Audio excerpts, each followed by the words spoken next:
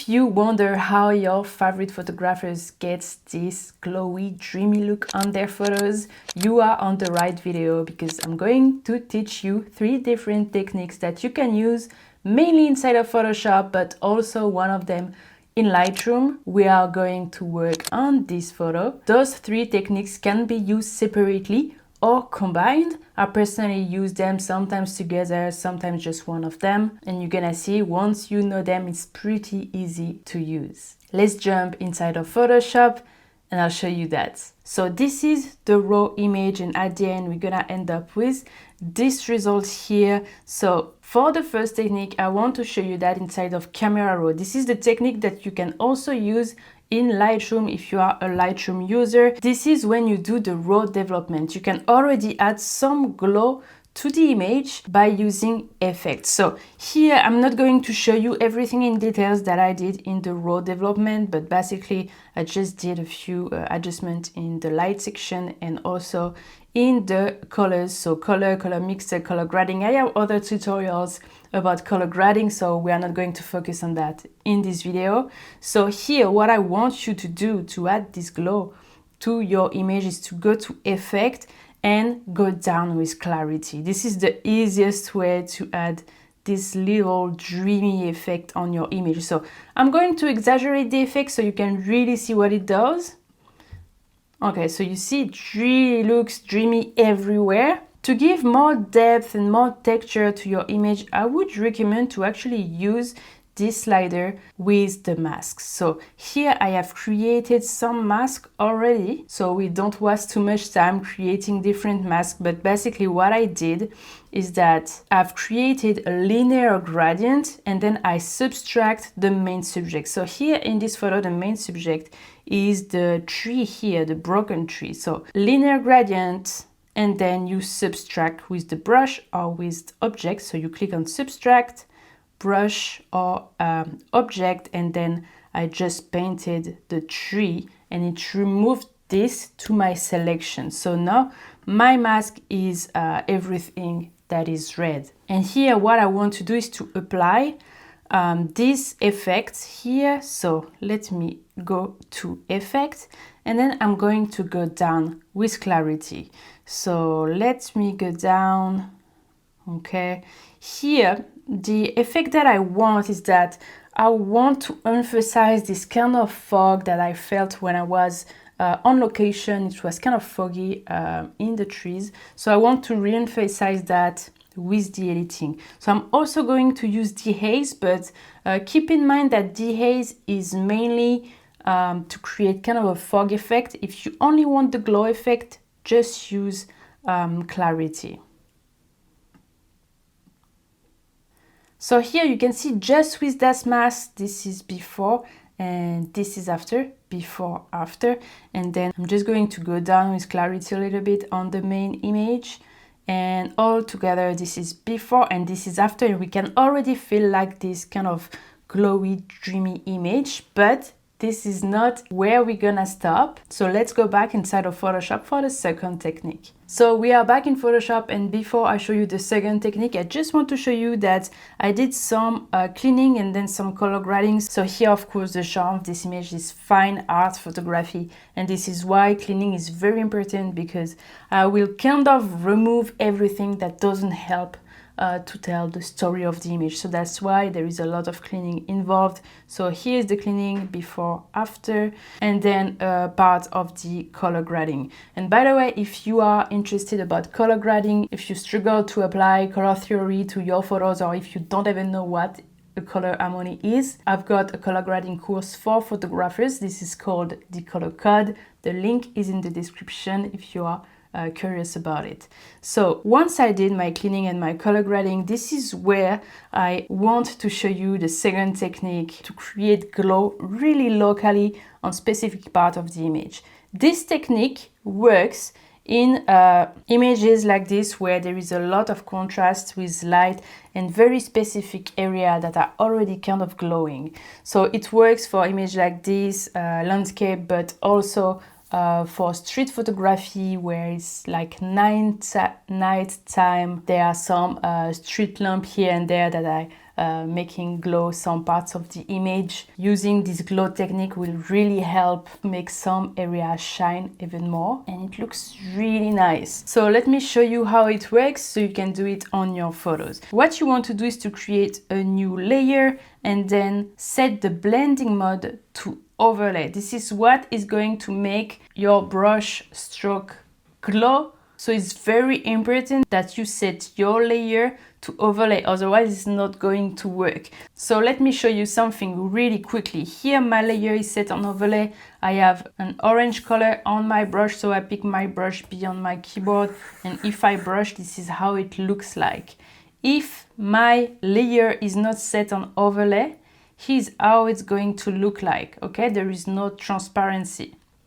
So it's very important that you set this glowing layer on an overlay mode. So I'm just going to erase what I just did here, and then we want to use a color that would mimic the source of the glow. So usually it's kind of the sun. So we want to add a very light, warm color. So here I'm just picking a very light orange. If you don't see that, you can go to Window and Color here. So you will be able to see this color panel in Photoshop. And then with a brush of like between 5 and 10% of flow, so I'm gonna choose 7%. You are going to zoom in on your image and then brush all the little area that are kind of glowing already. We are going to help them to stand out more.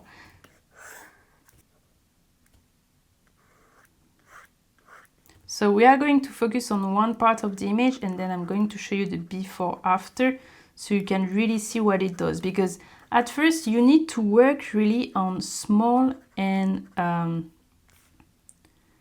specific local area.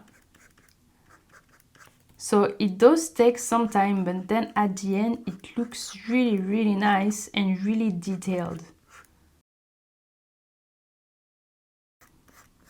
So look, I've only been working on this area here, and this is before and this is after. See how it makes this part really glowy but in a detailed way. While if you were just to create a layer, set it on overlay and then brush like this, it would look very unnatural. This is why for this technique you need to work in really local area.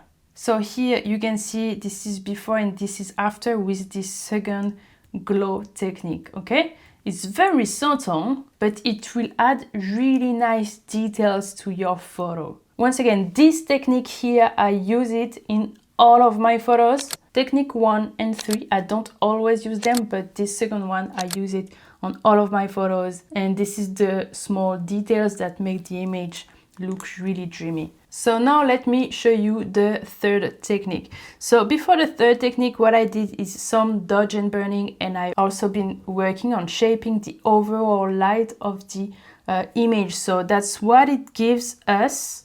And then here I'm going to show you the last round of creating this really dreamy, glowy look. So here are my layers. I'm going to delete them to show you how it works. So basically what you want to do is to flatten the layers to a new layer. So Command Option Shift E, and that allows you to have a non-destructive workflow. So here I have my new layer and I want to go to Filter, Blur, Gaussian Blur. And here I have my Gaussian Blur slider, and what I want is to not have something that is almost not blurry, not have something super exaggerated, something kind of where I'm able to see the shapes of what's in the image, but still it's blurry. So, you know, I'm gonna go with something like that. Yeah, something like that. I click OK, and then it's not done. What I want to do is to go to Adjustment. If you don't see the Adjustment panel, go to Window, Adjustment. And I'm gonna choose Levels. And then I want my level effect to affect only the blurry layer. So I'm going to link them together. So you click on Option, click between the two layers, there is a little arrow that appears and you click, and now it says that the levels adjustment layer will affect only the layer that is under it. So I go back to my layer panel, and what I want to do is to emphasize the highlight, because the highlight, this is where it's supposed to glow in the image. So I'm taking this little triangle here and I'm going to the left to emphasize the glow.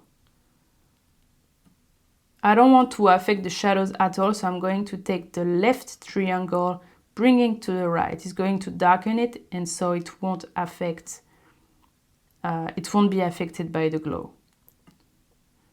Okay, so something like this.